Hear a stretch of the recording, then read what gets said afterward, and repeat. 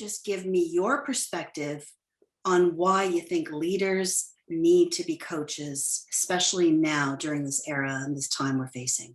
And so I think many of my clients and leaders that I see have been sort of thrown back on their heels Yeah. in terms of what they know to work effectively, in terms of team performance, in terms of developing people.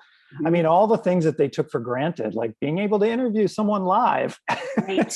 right, is sort of disrupted. And we've now moved into sort of a virtual world.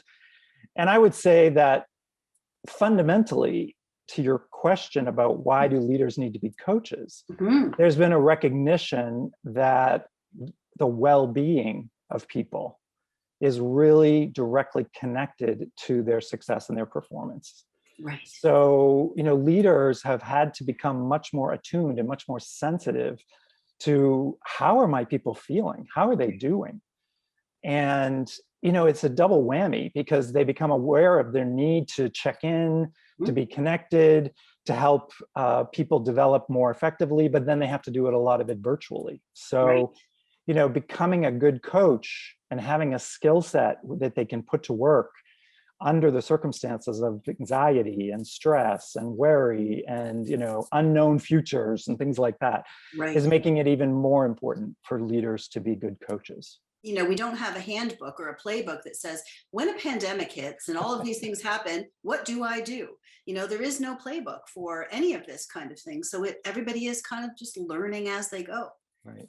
The psychological safety of the people, you were saying people are feeling worried and frustrated. They're actually hiring people to work for them that they never even met in person and probably won't for a while.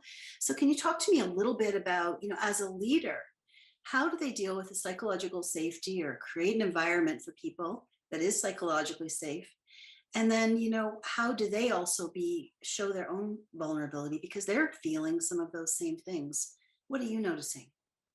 Well, exactly. I think that, in the theoretical space or the research space that you and I are familiar with in the coaching industry, the idea of being more vulnerable, being more transparent, being more connected emotionally to your folks as a leader has certainly been well researched. And even before the pandemic, it was starting to become more and more part of the tool set for effective leaders to be emotionally awake, to be emotionally agile, to be emotionally present for their staff.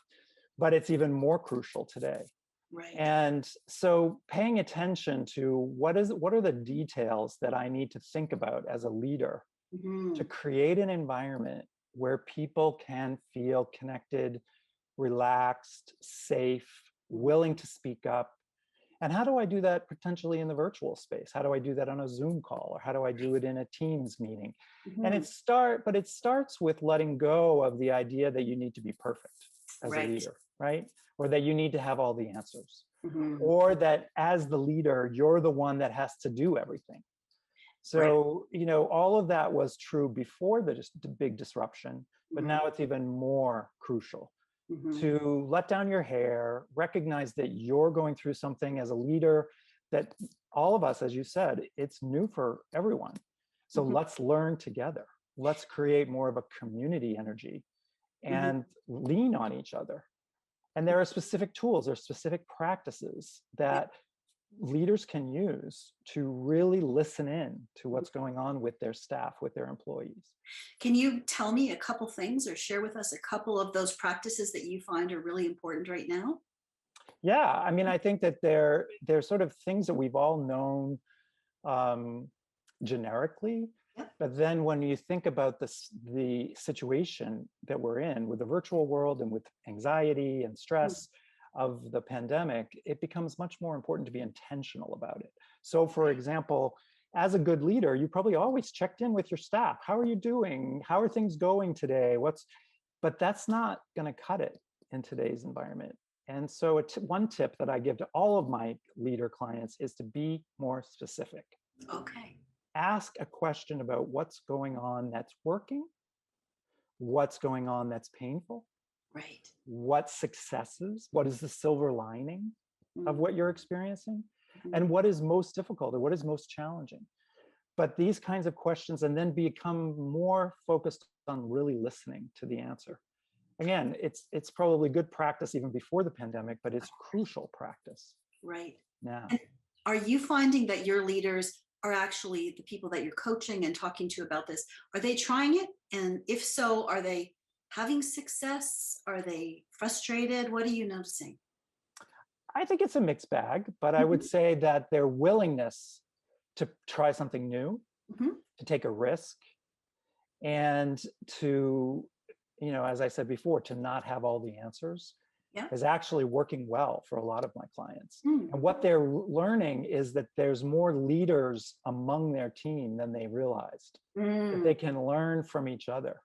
Okay. And so, one of the big benefits, if there is a silver lining to this disruption that we've experienced, is we're all kind of being forced to move more toward what is often called a teal or a empowered team Yes. approach, Yes. right? Mhm. Where everyone, less hierarchy, more equality, more equity, more inclusion. Mhm. And when leaders start to see that that works, then it's amazing what can happen in terms of the performance of the team.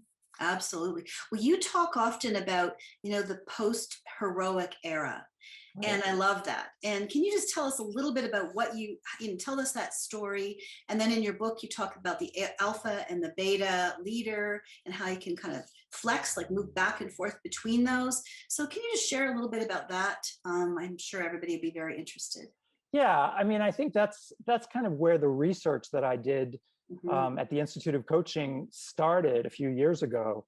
It really was one of those aha moments for me when I started working with a surgeon that, you think of a typical surgeon Mhm. is what you would call an alpha leader, Right. right? I Yeah. mean, in fact, when you're under the knife and it's life and death, Yes. you kind of hope that that the leader is an alpha leader, That's right. right? So you would sort of expect that you have an authoritative, decisive, directive kind of leader in that role, like the pilot of a plane or the surgeon or something where it's really important that they be focused and authoritative. Absolutely. What I experienced, however, was working with someone who was doing that first thing in the morning to save lives. Mhm. But then by the middle of the afternoon, in a different context, they were able to have an incredibly different style Mm. and show up as a collaborative, consensus oriented, empathic listener. And it was the exact same person. And so what I realized is that the leader, and that's just one example, probably Yes. the most obvious example, Right. a Mhm. surgeon, but I was beginning to see that in a lot of my clients, that the most effective leaders were able to expand their repertoire of behaviors and capabilities to include being directive when they needed to, but also being maybe even a good follower or being a consensus builder. Right. And that those leadership traits are just as important, if not more important, if you want to really build a cohesive, innovative team. Mm. And so, as a coach, are there a couple things that you would do with some of those leaders who maybe aren't, moving out back and forth and out of alpha and into beta and back and forth? Is there some things, techniques that you've tried that you found work to help them become more aware? Yeah, I mean, the starting point is really self-awareness. And Hmm. I think with coaching, that's one of the core grounding principles that Hmm. we work from as coaches, which is that our job at the outset is to build a foundation of self-awareness in our client. And Hmm. we do that through listening or asking open-ended questions, through feedback mechanisms, through assessments, whatever ways, whatever tools that we use. But the idea is for our client to become aware of how they use their skills. What do they do particularly well? Right. So, and what do they need to expand? Hmm. So in that case, if you have someone who's, let's say, let's look at the other end of the spectrum from the Yes. surgeon that I mentioned. Let's Yep. say you have someone who's generally introverted, Hmm. generally tends to hold back, but they tend to be also very collaborative, Mm. right? Those are strengths. Right. And then they can have, once they become aware of those strengths, they become aware of their tendencies and the things they do well, they can look to expand Mhm. And I've had a number of rather introverted, especially like engineers or Sure. scientists, when they're asked to be leaders, all of a sudden they find themselves like, oh, I need to be at the front of the room. I need to share my vision. I Mhm. need to craft a story that's empowering and inspiring. Well, Mhm. that's a little bit more of an alpha style leader. Right. And as a coach, you can help that person develop those skills by helping them develop practices and by giving them feedback. Well, and I think your concept of there isn't just alpha and beta, that both are required depending on the Right. circumstance and the situation.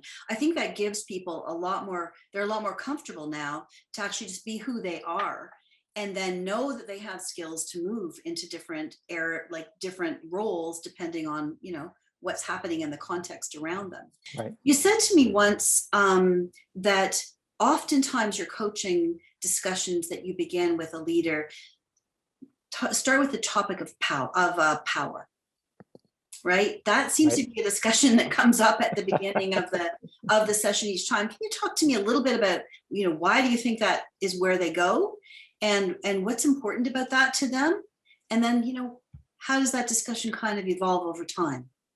Well, yeah, it's a really great question because I think it's something that's always present, Mhm. even in a coaching dynamic. There's a power dynamic, right? But we often do not, it's sort of under the radar. We don't necessarily spend a lot of time talking about it or bringing it or presencing it to Right. the context. So it's extremely helpful for clients as coaches to make them aware of what is the power dynamic that's being experienced Mhm. between you and your people, between you and the coach, Yeah. between your people and each other, Yes. right? And so there are always power dynamics going on in the space, even in a virtual space. Mhm. I always love to share that one of the benefits of doing things virtually is that we're all in little boxes and Yes. we're not in boardrooms, right? So Yes. there's no head of the table, Right.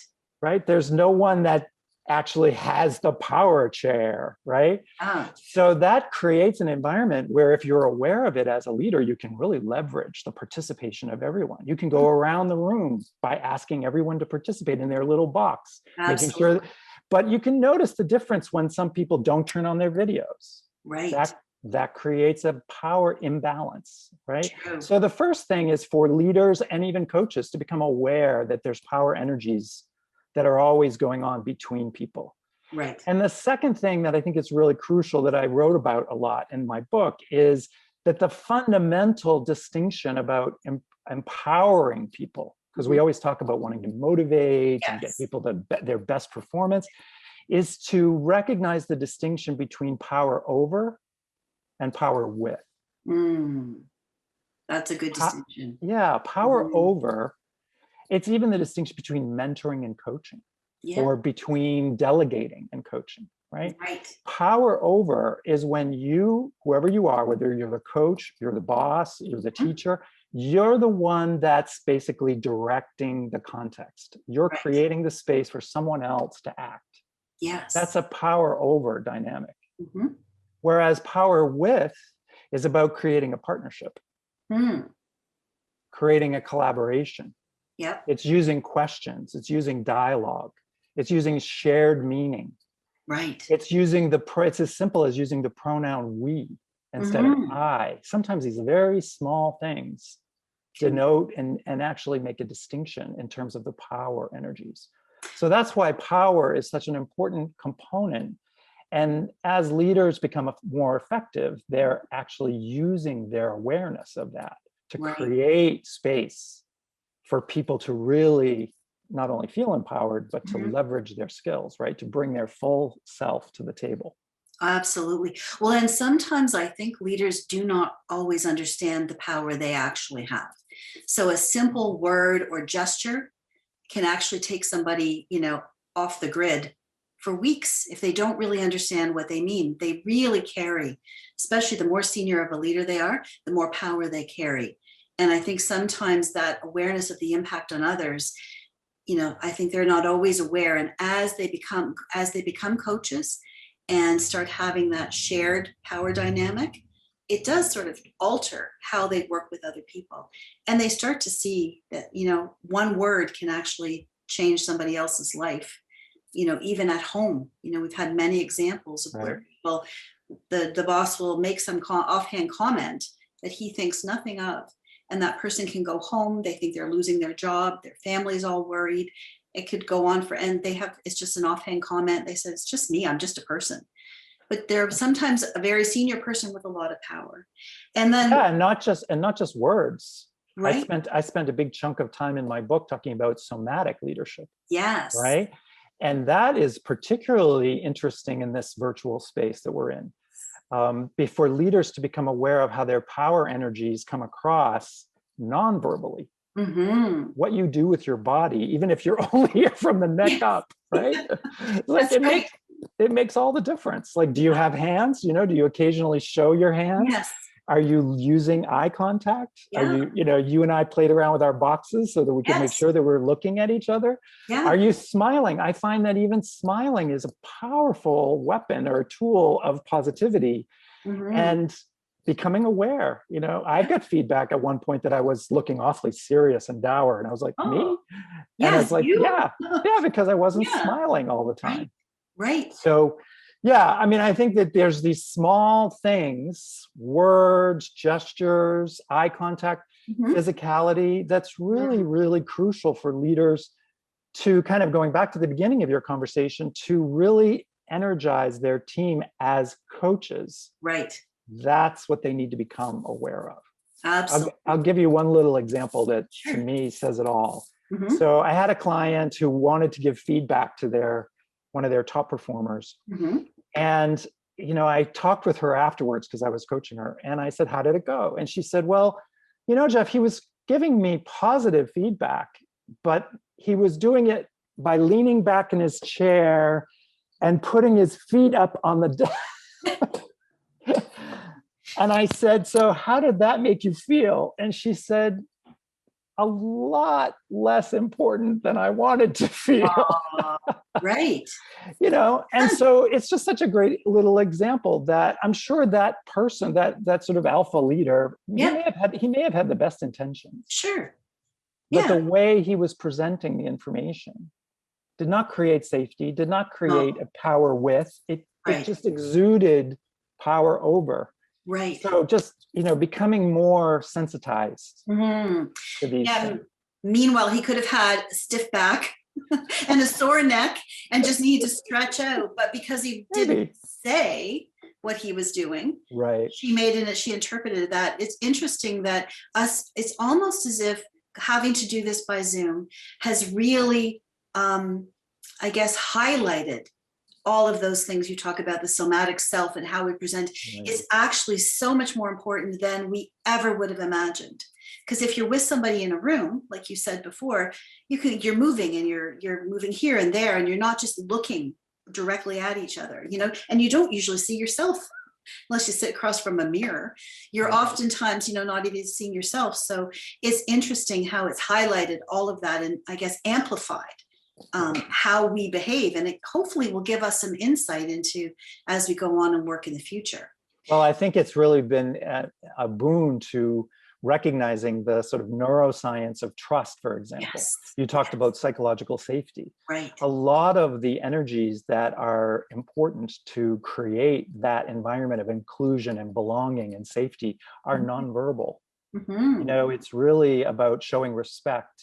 Right. And you do that through being directly connected, through eye contact. So, yep. And using words that are inclusive, using listening skills that are inclusive. Right. So yeah, I think that there's an opportunity, like the neuroscience research around trust. Yeah. Paul Zak, for example, who's an expert in it, that stuff has been around for a while, sure. But now it's become really valuable for us to become attuned to it, to put it to work. Well, we've lost some of our dimensions, right? So we have to rely on some other things, and trust is critical. And also there's, the topic of diversity, inclusion, anti-racism, accessibility, and accommodation. All of that's just really been heightened, as the Black Lives Matter movement, and then all of those other things have come up. How do you think, from a coaching perspective, how do we support leaders who have, to deal with all of this, plus something that's been around for a very long time, but just seems the awareness around it has really been heightened lately? Well, I think for me, I mean, there's to my mind, there's two components. Number one is that we all have to be students of these topics. You Right. know, we have to be willing to recognize that we are not experts. I am not an expert, or am I even really knowledgeable of Mhm. what a Black person is going through in life, or what someone from another culture is going through in life. I think that it's really behooves us, especially as Caucasian man and as a white man. I mean, I need to be in a learning journey. Right. And so that's the first thing, is to Mhm. recognize that what we don't know is what we don't know, right? Right. Yeah. And then be willing to listen, like Mm. really do the homework to pay attention to Yeah. what is diversity, what are the different perspectives, Mm. what does make people feel included, and be a student of that. Mhm. And then I think the second component is really one of the reasons why I wrote my book, which is to recognize the possibility that anyone can be a leader in today's Mm. world. Yep. You know, I was kind of frustrated by the fact that all the best-selling books on leadership are all written by older white guys like me. But they're the more You're not famous old. ones. You're not old. Right? You know, they're the ones that everyone reads about in the Wall Street Right. Journal, and the Of course. billionaires and the entrepreneurs. And Sure. they're all great, and Sure. they're all incredibly capable, and their wisdom and their vision is powerful. But what I was noticing in my practice Mhm. in the real world Right. is the diversity of the leaders that I was being called upon to Mm. work with. Right. More women, more people of color, more people of varied cultural backgrounds, different nationalities. Yeah. And they're leading in a lot of different ways, which is why I wanted to create sort of the spectrum of alpha and beta, and give people permission Yes. to be themselves and to lead with who they are, Right. not with a cultural overlay, you know, Right. that you should lead this way or that way. Right. Which Right. is why, you know, my book, as you know, is loaded with case studies It of is. sort of non-typical, Yes. not leaders, because I think that is the wave of the future. And we as coaches and as leaders, we need to support that, nurture it, and be champions Yep. for the next generation. Yeah, and it sounds like in order for them to do that, and what you've seen some of them do, is they actually behave like coaches. They actually use the coaching skills that you're using with them. They actually use that with their people. And Right. because they're, like we said before, they really have to be agile in this world. And in order to do that, they need to rely on some skills that are not command and control style skills, but really collaboration and coaching and support, and really trying to get, like you said, to the best self of that person. Right. And I think that, that I think is incredibly important. I wanted to ask you a little bit about some hot topics that you Okay. see at the Institute of Coaching. Sure. What are the hot topics for coaching now? So for all of us, what are you hearing about? What's the new research? Give us Well, the goods. I mean, I think that it's a constantly evolving field. Yes. And the science is catching up with the practices, which is great. Yeah. And we're getting more and more people aware of the scientific underpinnings of effective coaching, effective leadership. Mm. I think probably one of the leading edge areas is, we already mentioned it, is the neuroscience of Yes. recognizing, you know, the ways that we react to situations, the triggers, the security issues, safety issues, Mm. that the way the human brain reacts to organizational dynamics, to environments. So it's not so much that we will have a magic formula, you know, Right. because I think there's still a whole lot more that we need to learn about the brain. Right. It's still a mysterious tool that you know, is Mm. confounding to all of It us. is. But on the other hand, there is some really good research now to understand, you know, what goes on when people do feel anxious, or they don't feel heard, or they Mm. do feel mistrusting. You Mhm. know, they can get triggered, the Right. famous amygdala hijack. And Yes. what can we do, for example, as coaches, to help people manage their emotions, Mhm. manage their reactions, Mhm. be more mindful? You Yeah. know, some of that science is actually becoming really useful. It's not just in academia anymore. Right. So I would say Right. that's one area. Yep. And then secondly, probably the integration of technology. Yes. Yeah. Yes. There's all these wonderful apps now that Mm. can support your development as a leader or your performance as a contributor in an organization that are focused on mindfulness, Yeah. or feedback mechanisms. And I think that what's interesting around the way the research is showing the benefits is that the best way to work with technology is to integrate it into the Yes. coaching. It's not to replace coaching. It's Right. not to replace the human relationship, Right. but it can augment it. Hmm. I've seen some wonderful research lately of where folks are incorporating sort of day-to-day practices Hmm. using technology, Hmm. feedback mechanisms, apps that remind them of practices that they've committed to do, Right. mindfulness practices, Yeah. and then they then check in with their coach, and Mhm. then the work they do with a human being can even be deeper. Right. Right? Right. They can go Yeah. another level below to their fears or Hmm. to their core values or Hmm. to their questions of identity. Who do you Right. really see yourself as being and becoming in the world? So Right. to be able to incorporate both Yes. practices, purpose, presence, and identity is really a powerful combination that technology is enabling.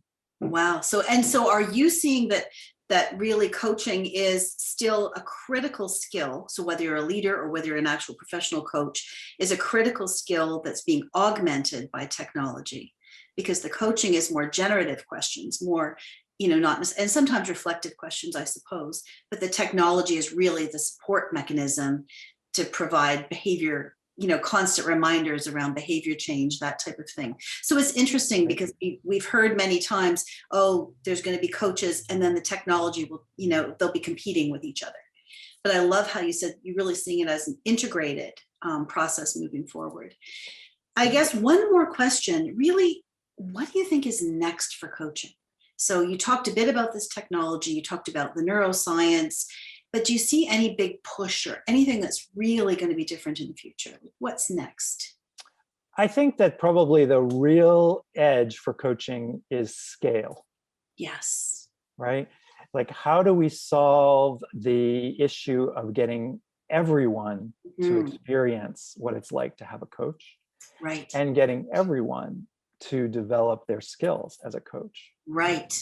Yes. This is still a really challenging um, obstacle, I think, Mhm. that there was a time when I first started out with coaching that the only ones that got coaching were the troublemakers, right? Because Yes. it was Yes. remedial. That's right. Yeah, and it was like, the fix-it doctors would come in and see if they could turn those toxic leaders around. That was the beginnings of coaching, I That think. was, yeah. That's why nobody wanted coaching. Right. Yeah, it was like, here comes the shrink, right? Yes. Yes. But the good news is we've evolved, and now I think many organizations are offering and bringing in coaching for their high potentials, for their Mhm. C-suite, for their top Yes. executives. Mhm. But there's no question that the benefits of coaching are starting to become recognized through the science, through Mm. research, through feedback studies of companies that have done big cases, examples, Mhm. that the more people get coaching, the better they do their Yeah. performance. I mean, it sort of makes sense, right? We've always known that the best athletes always had a coach, Right. but it wasn't something that was for everyone. Right. Right. So those companies and those organizations that are figuring out ways to bring coaching to scale are really going Mhm. to be the leading edge. And I know a couple of companies that I'm working with that are creating, I would call them like the next generation benefits package. Oh, interesting. Yeah, it's really interesting. There's a Wow. there's a company called Leg Up that is developing a program where they're offering that the benefit of coaching is incorporated into the hiring package Wow. of all of your staff. Fantastic. And yeah, they call it talent insurance, which is basically saying everyone gets a coach for a particular period of time, Right. and they keep the cost down by making it a shared cost between the employee and the employer, kind of like a health benefit. Wow. And yeah, it's really interesting. I mean, I don't know whether it will take off or not, but Mhm. that's just one example. I think that a lot of companies are really looking at how to creatively expand Mhm. the benefits of coaching to as many people as possible.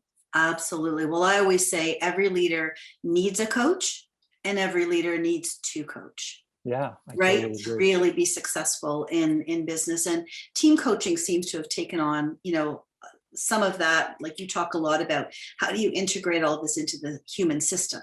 Right. And so, coaching people, whether it's individual or team or, group coaching, all of those things I think are kind of the things of the future that people are evolving to. And I must say that the Institute of Coaching at Harvard has been fantastic in doing research to really give support and evidence to prove that coaching really can make a difference in organizations. And many people, they think, well, I have to get all this work done. I don't have time to deal with the people.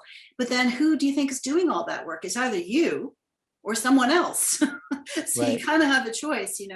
So, well, this has just been fantastic, Jeff. Thank you so much for being a part of this and being willing to do this with me. And I will make sure that we put this book, Thank which is a Bible to me, into our chat for everybody. And thank you again. Oh, it's been my pleasure. It's always great to see you and to talk about coaching in the Mm, future. And yeah. so I've been privileged to be with you. Thank you. Well, thank you.